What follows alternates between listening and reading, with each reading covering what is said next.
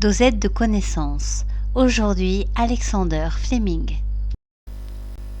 Alexander Fleming est donc un médecin, biologiste et pharmacologue britannique. Il est né le 6 août 1881 à Darvel en Écosse. Fleming est déjà un médecin et chirurgien renommé lorsqu'éclate la Première Guerre mondiale. Il s'engage alors dans le corps des médecins militaires et il travaille dans les hôpitaux de campagne sur le front occidental en France. Après la guerre, Fleming fait des recherches sur les agents antibactériens parce qu'il avait été témoin de la mort d'un grand nombre de soldats victimes de septicémie.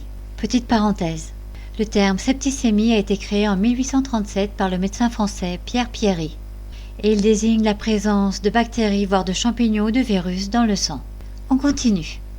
Les antiseptiques utilisés alors anéantissaient les défenses immunologiques du patient plus vite qu'ils ne tuaient les bactéries qui les avaient envahis. Mais faute de meilleures solutions, ils continuaient à être utilisés.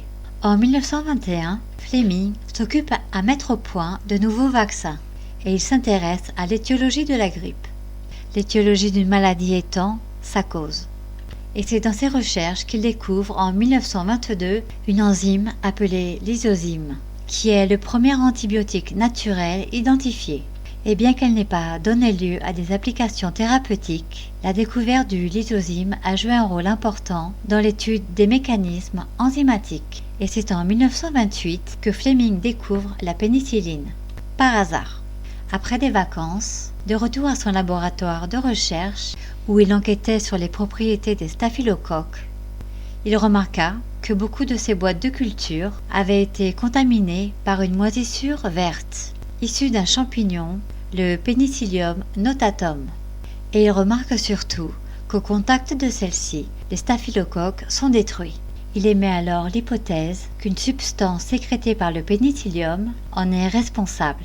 Il la nomme donc pénicilline. Sa découverte prend toute son importance médicale 12 ans plus tard, avec les travaux de Sir Howard Florey et de son équipe à l'université d'Oxford. Avec Ernst Boris Chen, il découvre l'extraction et la purification de la pénicilline. Et ainsi, l'antibiotique est né. Et un nombre incalculable de vies a été sauvé grâce à lui.